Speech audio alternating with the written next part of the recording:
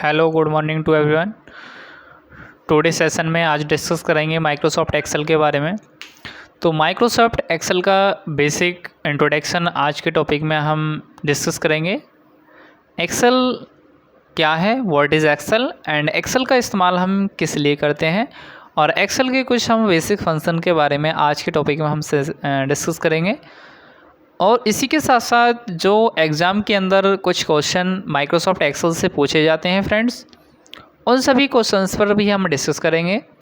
जैसे कि आपसे पूछ लिया जाता है by default and extension and जो फाइल होती है वो किस एक्सटेंशन के साथ हमारी सेव होती है, तो कुछ शॉर्टकट की इन सभी चीज़ के बारे में हम डिस्कस करेंगे। तो अगर आप हमारे IW एजुकेशन पर न्यू व्यूवर्स हैं तो कृपया चैनल को सब्सक्राइब करें, लाइक करें और बेल आइकन को भी प्रेस करें, जिससे कि कोई भी आने वाला वीडियो हो उसका नोटिफिकेशन आपको तुरंत मिलता रहेगा और भविष्य में कोई भी वीडियो अपलोड होगी उसका नोटिफिकेशन आपको तुरंत मिल जाएगा। तो आइए हम चलते हैं अपने टॉपिक की तरफ। तो बात करेंगे माइक्रोसॉफ्ट एक्सेल, यानी जो MS ऑफिस एक्सेल का एक पार्ट्स है MS ऑफिस का, उस एक जो सबसे ज़्यादा पॉपुलर सॉफ्टवेयर होता है और जिसकी सभी कंपनियों में नीड होती है। अगर आप एक्सेल में अच्छे एक्सपर्ट हैं तो बहुत अच्छा आप जॉब ले सकते हैं और सैलरी में ग्रोथ पा सकते हैं। तो आइए हम बात करेंगे माइक्रोसॉफ्ट एक्सेल यानी MS एक्सेल। MS एक्सेल यानी क्या है? तो MS एक्सेल एक अकाउंटिंग सॉफ्टवेयर है दोस्तों। MS एक्सेल एक अकाउंटिंग सॉफ्टवेयर है, यानी इसका इस्तेमाल हम अकाउंटिंग पर्पस के लिए करते हैं। यानी कोई भी, जैसे पहले समय में एक वही खाता का यूज किया जाता था, लेकिन डिजिटल टाइम में हम माइक्रोसॉफ्ट एक्सेल का इस्तेमाल करते हैं डेटा को रखने के लिए। ये सारा चीज़ें डिजिटली रहती हैं। जैसे कि हमारे पास माइक्रोसॉफ्ट एक्सेल का इस्तेमाल हम अकाउंटिंग के लिए करते हैं, यानी सारी चीज़ों को रिकॉर्ड रखने के लिए हम जो भी अकाउंटिंग पर्पस से जो भी डेटा होता है उसको मेंटेन करने के लिए हम अकाउंटिंग के रूप में माइक्रोसॉफ्ट एक्सेल का यूज करते हैं। अच्छा, माइक्रोसॉफ्ट एक्सेल को किस कंपनी के द्वारा बनाया गया? तो माइक्रोसॉफ्ट एक्सेल को माइक्रोसॉफ्ट कंपनी ने बनाया। Microsoft company.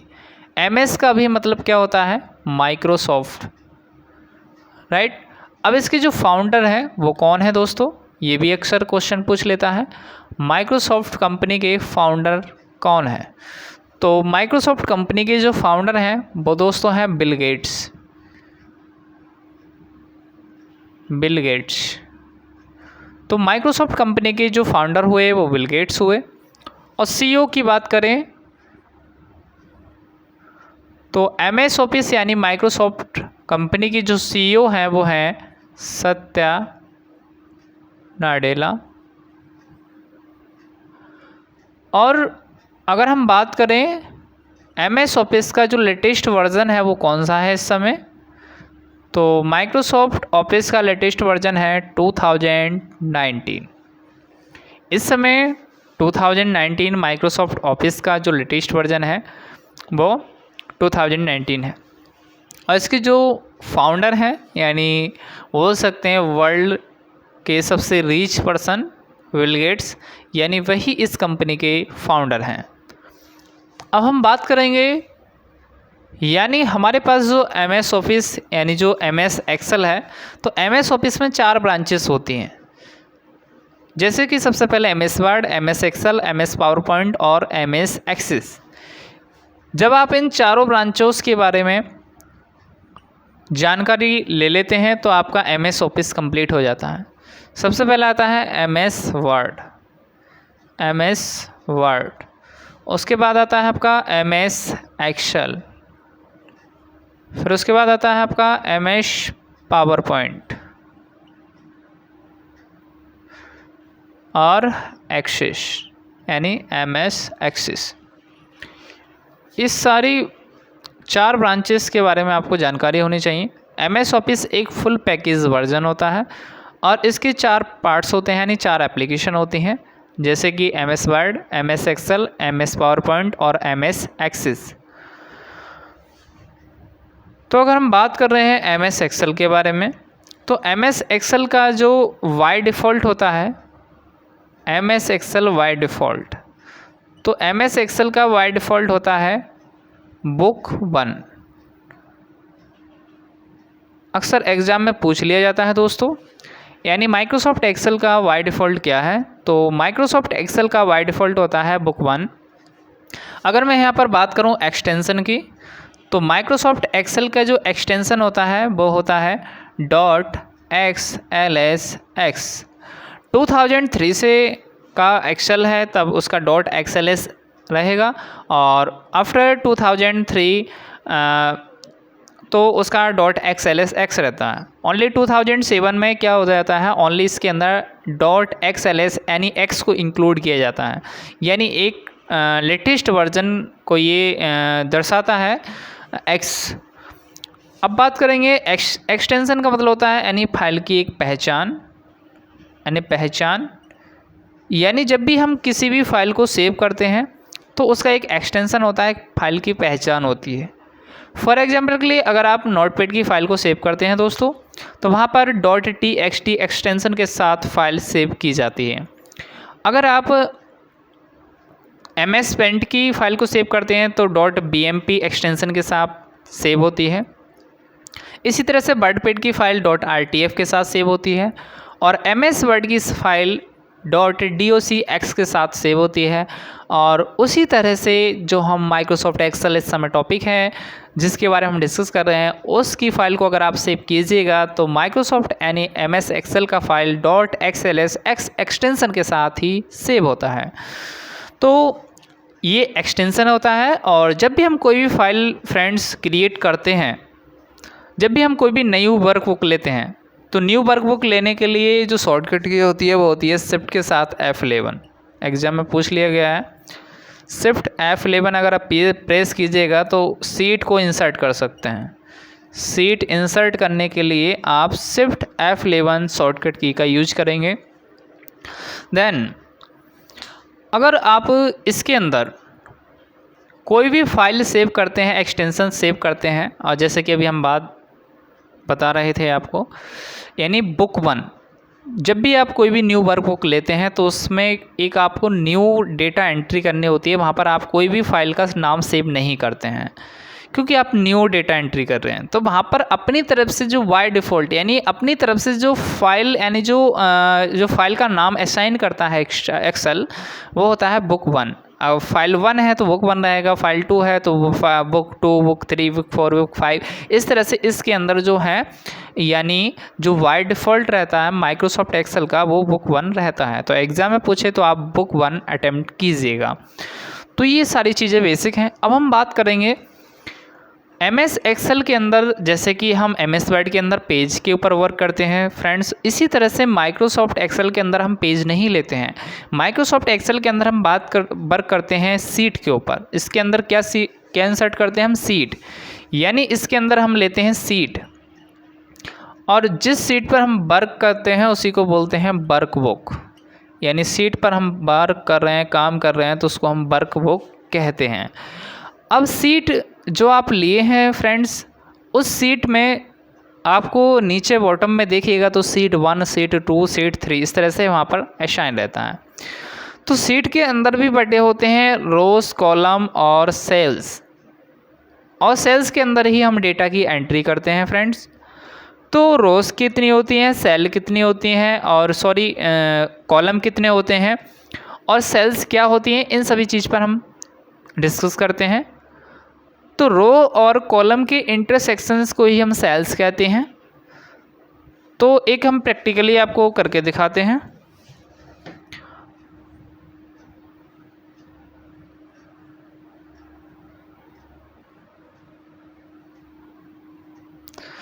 तो हम यहाँ पर कुछ कॉलम्स ड्रॉ कर लेते हैं।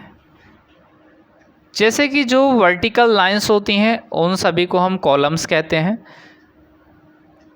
यानी जो खड़ी रेखाएं होती हैं उनको हम कॉलम्स कहते हैं। जैसे कि आप कोई भी नोट्स क्रिएट किए होंगे तो वहाँ पर हम कुछ कॉलम्स और रो को ड्रॉ करते हैं। तो जो वर्टिकल लाइंस होती हैं फ्रेंड्स उनको कॉलम कहा जाता है, और जो हॉरिजेंटल लाइंस होती हैं उनको हम रोस कहते हैं। तो मैंने यहाँ पर एक टेबल यहाँ पर बनाया है, जिस टेबल के अंदर कुछ रोस और कॉलम और सेल्स को असाइन किया गया है। तो यहाँ पर ए, वी और सी, ये हो गया हमारा कॉलम। जो हमारे पास वर्टिकल लाइंस होती हैं इनको बोलते हैं हम कॉलम, यानी जो खड़ी रेखाएं होती हैं उनको बोला जाता है कॉलम, जो ए वी सी डी के रूप में अवेलेबल रहती हैं।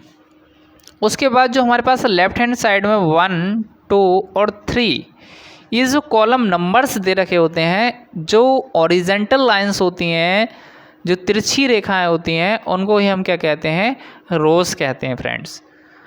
अब जो हम एक रो और कॉलम को ड्रॉ करते हैं तो उससे एक इंटरसेक्शन क्रिएट होता है। तो रो और कॉलम के इंटरसेक्शन को ही हम क्या कहते हैं, सेल्स कहते हैं। जैसे कि आप देख पा रहे हैं छोटे छोटे जो बॉक्स बने हैं, इन सब बॉक्सों को हम क्या कहते हैं, सेल कहते हैं। क्या बोलेंगे, सेल बोलते हैं, राइट।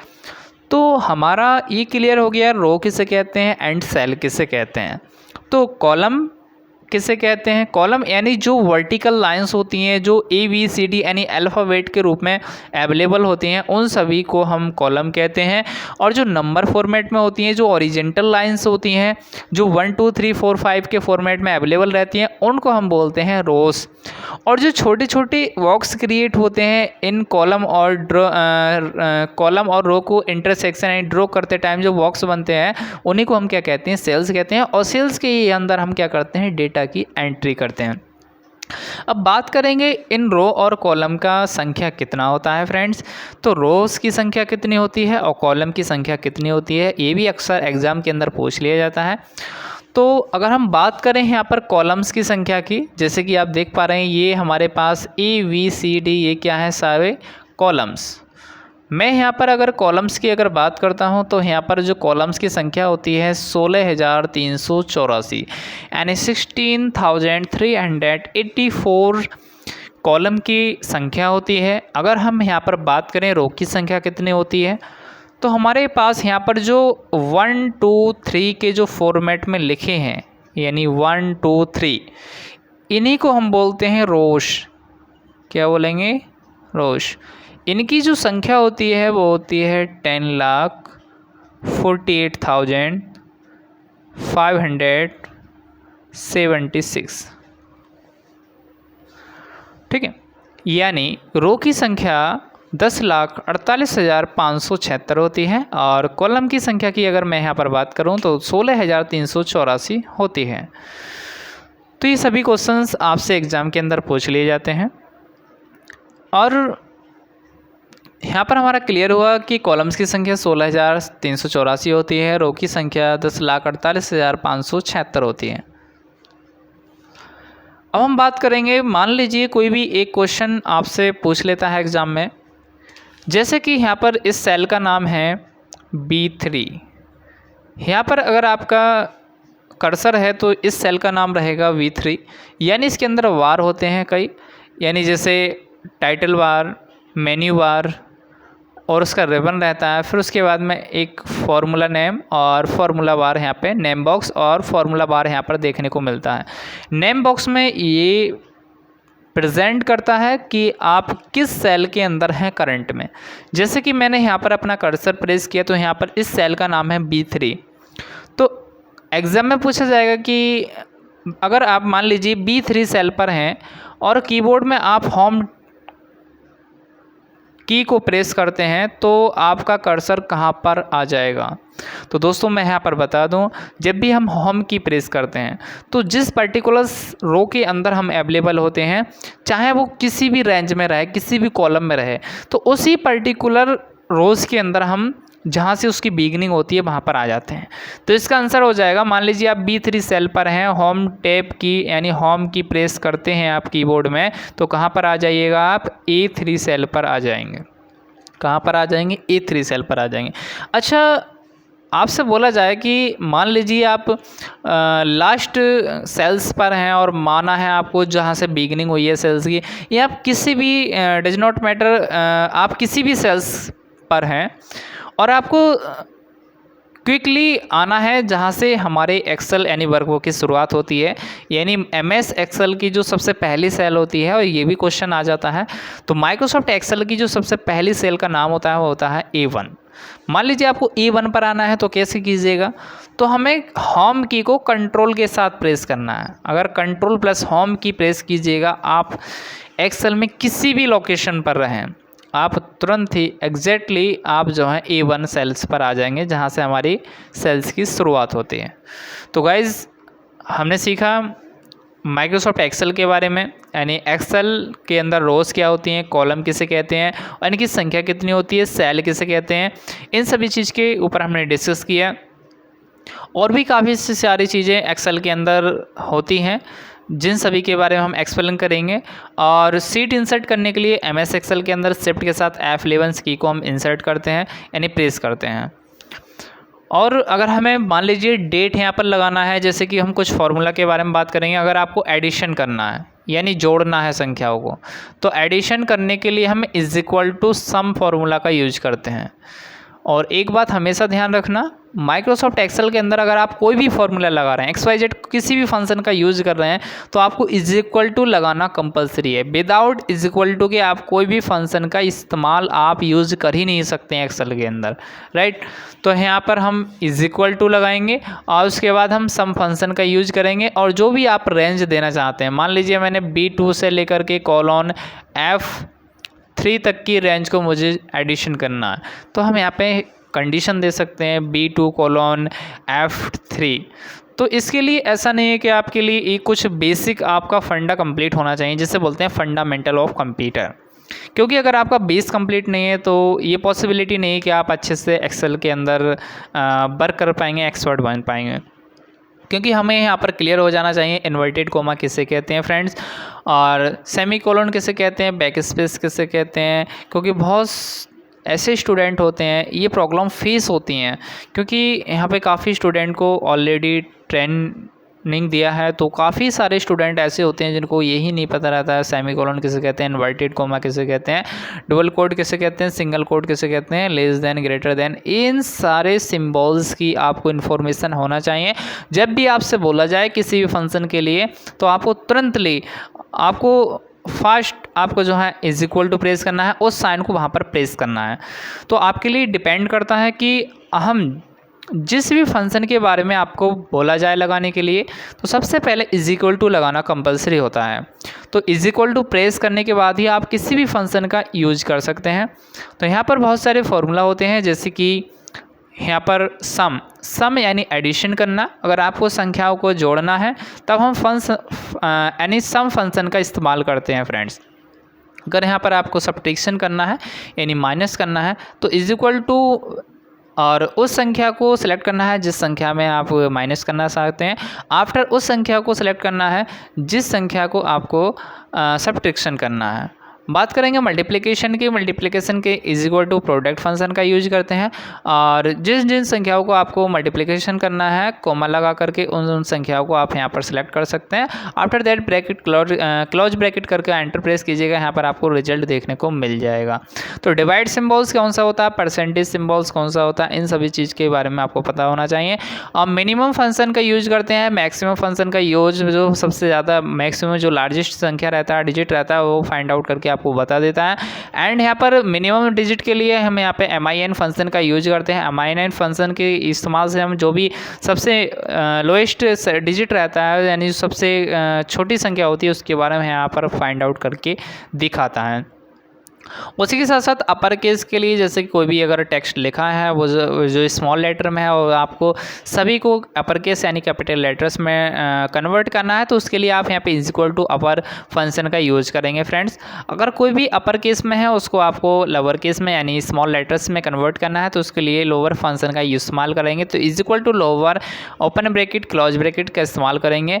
एंड इसी तरह से जो एक प्रॉपर तरीके से जो हम सेंटेंस केसेस को डिफाइन करते हैं, लिखते हैं, तो उसके लिए हम is equal to proper function का यूज करते हैं। तो डेट के लिए डेट और टाइम के लिए is equal to now function का इस्तेमाल करते हैं। और इन सभी फंक्शन के बारे में हमें मतलब एक बेसिक फंक्शन होते हैं, इन सभी के बारे में आपको नॉलेज होना बहुत ज़्यादा ज़रूरी है।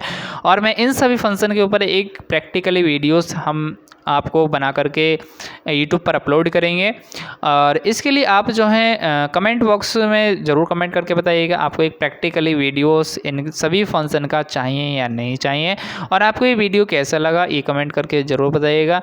इस नॉलेज के बारे में आपको इससे पहले पता था या नहीं पता था, ये भी कमेंट करके बताइएगा। और एक लास्ट में एक क्वेश्चन पूछा जाएगा, जिस क्वेश्चन का एक्सेल से रिलेटेड है, जिस क्वेश्चन का जवाब आपको कमेंट बॉक्स में टाइप करके बताना है।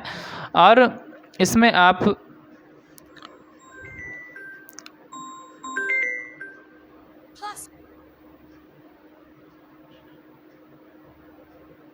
और उसी के साथ साथ अगर आप ICT एजुकेशन चैनल पर न्यू व्यूवर्स हैं तो कृपया इस चैनल को सब्सक्राइब कर लीजिएगा और बेल आइकन को प्रेस कर लेना। मिलते हैं अगले वीडियो में।